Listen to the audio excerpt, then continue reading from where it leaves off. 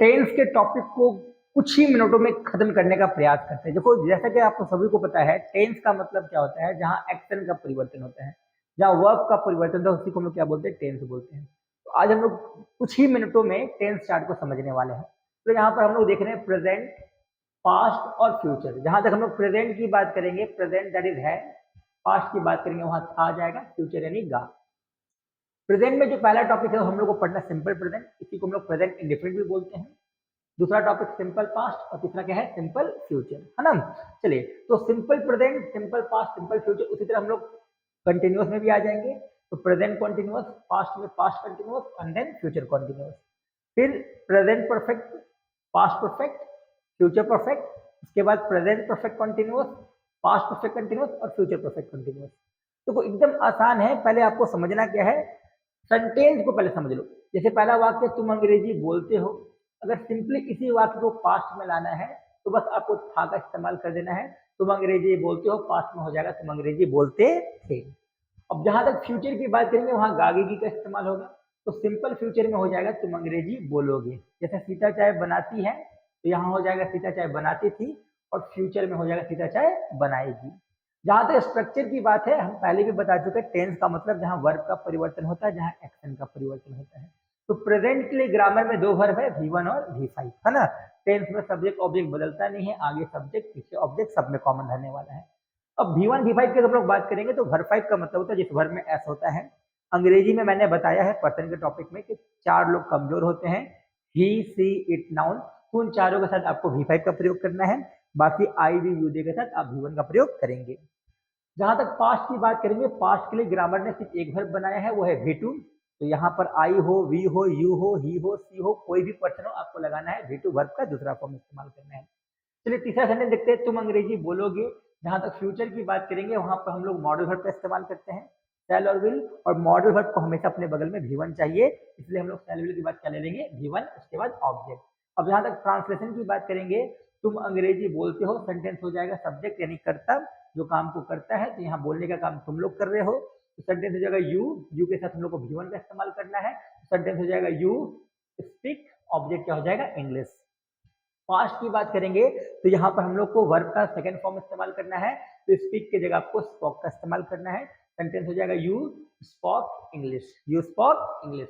Now future की बात करेंगे तो फ्यूचर में हम लोग फिलहाल आई वी के साथ हम लोग शैल भी लगा सकते हैं, और बाकी सबके साथ विल का प्रयोग करते हैं। हालांकि शैल विल मैंने अच्छी तरीके से एक वीडियो में समझाया, आप उसको क्लियर कर सकते हैं। लेकिन अभी टेंस में आप लोग आई और वी के साथ शैल का इस्तेमाल करें, बाकी सबके साथ विल का इस्तेमाल करें। तो यू के साथ हम लोग विल का प्रयोग करेंगे, तुम लोग अंग्रेजी बोलोगे, यू विल स्पीक इंग्लिश। अभी हम लोग कॉन्टिन्यूअस की बात करते हैं। कॉन्टिन्यूअस का मतलब क्या होता है, जहां काम चल रहा है, जैसे वो बच्चा बैठा हुआ है वो भी काम चल रहा है ना। पेड़ पे चिड़िया बैठा है, यहाँ भी काम चल रहा है। सीता बिस्तर पे सोई है, वहां भी काम चल रहा है। जनरली हम लोग रहा रही देखते हैं सेंटेंस के लास्ट में। तो यहाँ पर देख लो, तुम लोग अंग्रेजी बोल रहे हो, ये काम प्रेजेंट में चल रहा है। जैसे इसको पास्ट लोगे तो बस यहाँ पर हो के जगह था लगा देना है, तुम लोग अंग्रेजी बोल रहे थे। और फ्यूचर में काम को कंटिन्यूअस करना है, तो सेंटेंस हो जाएगा तुम लोग अंग्रेजी बोलते रहोगे, है ना। चलिए, अगर मान लो यहाँ सेंटेंस है सीता चाय बना रही है, तो यहाँ हो जाएगा सीता चाय बना रही थी, और यहाँ हो जाएगा सीता चाय बनाती रहेगी। आसान सा कंडीशन है। कॉन्टिन्यूअस के लिए ग्रामर ने V4 बनाया है। कंटिन्यूअस के लिए ग्रामर में हमेशा V4 का प्रयोग होता है, चाहे आप प्रेजेंट कॉन्टिन्यूअस पढ़ो, पास्ट कंटिन्यूअस पढ़ो या फ्यूचर कॉन्टिन्यूअस पढ़ो, कॉन्टिन्यूअस के लिए आपको V4 का प्रयोग करना है। मैंने बताया V4 नामक द्रौपदी के 5 पति हैं, इजेमार, वाजवेयर। जैसे हम लोग इस द्रौपदी को प्रेजेंट में लाएंगे तो वहां हम लोग को इजेमार का प्रयोग करना है। तो सेंटेंस का रूल हो जाएगा subject plus is am are plus V4 plus object. अभी कॉन्टिन्यूअस की बात करेंगे, यहाँ V4 अगेन है।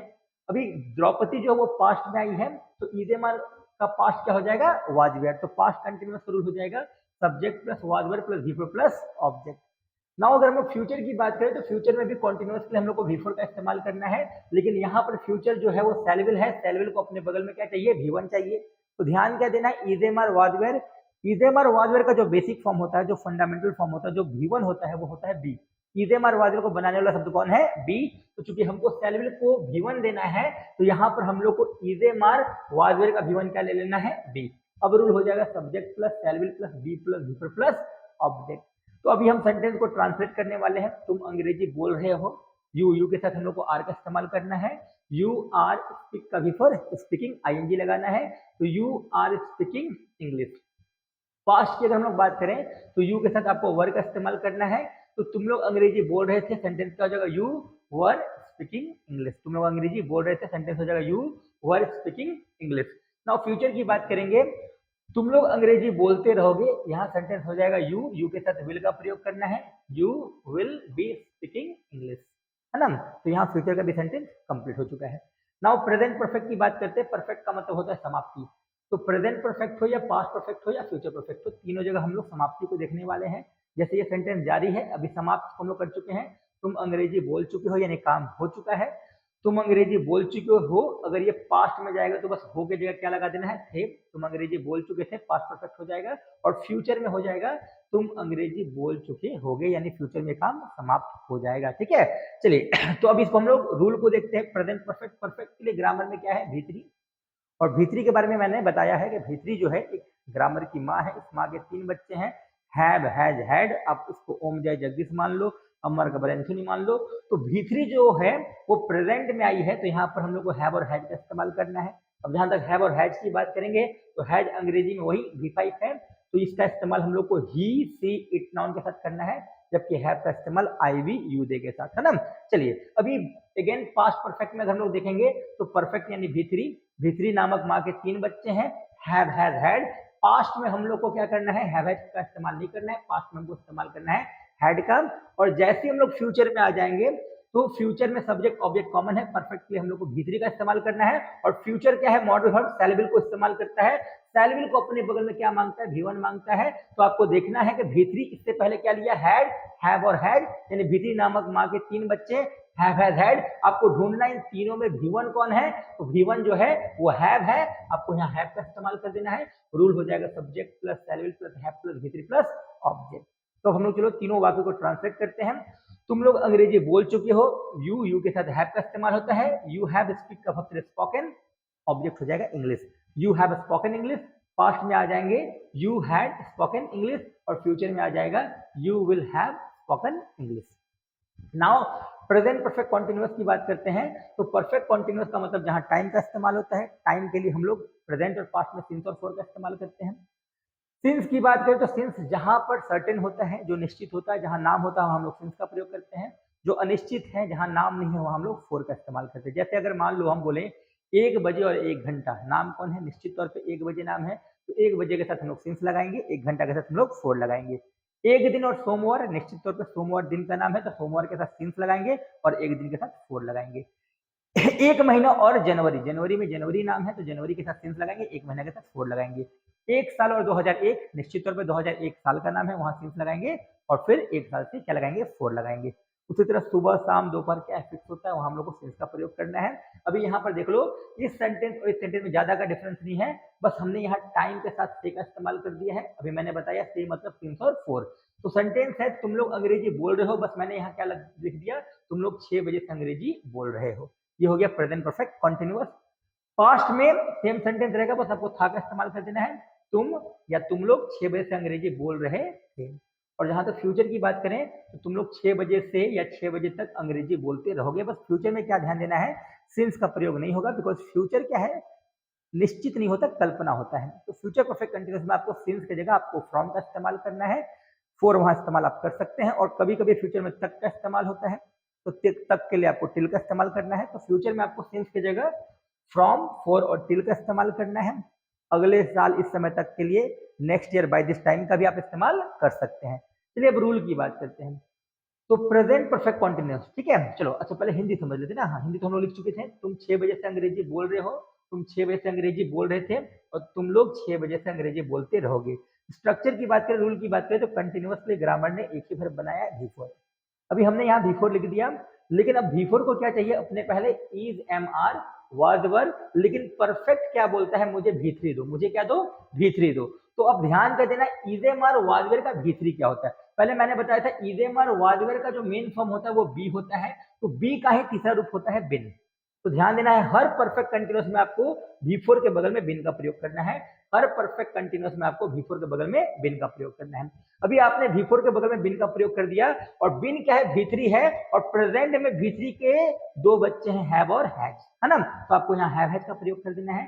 तो रूल हो जाएगा subject plus have has plus been plus V4 plus object. निश्चित समय में सिंस, अनिश्चित में फॉर प्लस टाइम, क्योंकि ये प्रीपोजिशन है टाइम के पहले आएगा। तो अभी इसको ट्रांसलेट हम लोग कर सकते हैं। तुम लोग 6 बजे से अंग्रेजी बोल रहे हो, you have been speaking English, यहाँ पर निश्चित है 6 बजे है, 6 घंटा नहीं है, तो आपको सिंस का प्रयोग करना है, सिंस 6 o'clock, सिंस 6 o'clock। अभी ध्यान देना है, तुम 6 बजे से अंग्रेजी बोल रहे थे, अगेन मैंने बताया कॉन्टिन्यूअस का मतलब बिफोर होता है, और बिफोर को अपने पहले इजेम और वाजवेर चाहिए, क्योंकि यहाँ परफेक्ट है, परफेक्ट में आपको भीतरी चाहिए, तो इजेम और वाजवेर को बनाने वाला शब्द बी है, और इस बी का भक्तरी क्या होता है, बिन होता है। कुछ नहीं करना, आपको बिन लगाना है, और भीतरी को प्रेजेंट में हैव है चाहिए, और पास्ट में क्या चाहिए, हैड चाहिए। यहाँ पास्ट है तो आपको हैड का इस्तेमाल कर देना है। रूल हो जाएगा subject plus had plus been plus before plus object, उसके बाद सिंस फॉर टाइम। तो ट्रांसलेशन बन जाएगा, you had been speaking English since 6 o'clock, है ना, एकदम आसान है। You had been speaking English since 6 o'clock। Now sentence है, तुम लोग 6 बजे से अंग्रेजी बोलते रहोगे। कॉन्टिन्यूअस के लिए मैंने V4 लगाया, जैसा कि मैंने बताया V4 को अपने पहले इजेमार वाजवेर चाहिए। इजेमार वाजवेर का मेन फॉर्म क्या होता है, बी होता है। परफेक्ट में हमको V3 लेना है, तो मैंने बिन ले लिया। नाउ कंडीशन क्या है, future that is shell, future यानी शैल विल को V3 नहीं चाहिए, और V3 को अपने पहले चाहिए हैव हैज हैड, तो शैल विल को V1 लेना है ना भाई। तो हैव हैज हैड में V1 कौन है, देख लो आप, हैव हैज और हैड में V1 किसको मानते हो, हैव को, तो हैव क्या V1 है, आपको यहाँ हैव का प्रयोग कर देना है। रूल हो जाएगा subject plus shall will plus have plus been plus before plus object. Future में सिंस की जगह आपको फ्रॉम का प्रयोग करना है, और अनिश्चित में तो फॉर ही लगेगा, तब के लिए टिल प्लस टाइम। तो यहाँ सेंटेंस क्या हो जाएगा, तुम लोग 6 बजे से अंग्रेजी बोलते रहोगे, you will have been speaking English, यहाँ आपको फ्रॉम का इस्तेमाल करना, फ्रॉम 6 o'clock। अगर यहाँ तक होता तो आपको टिल का प्रयोग करना है। बस इसी प्रोसेस से आपको टेंस को समझ लेना है। ये मैंने बहुत ही शॉर्टकट तरीके से समझाया है। अगर इसका आपको लॉन्ग वीडियो देखना है तो ये भी मैंने यूट्यूब पे डाला है, करीब वो 1 घंटे का वीडियो है, एक वीडियो 30 मिनट का भी है। उम्मीद है ये कुछ ही मिनटों में आपको टेंस का टॉपिक समझ में आया होगा। बहुत बहुत धन्यवाद।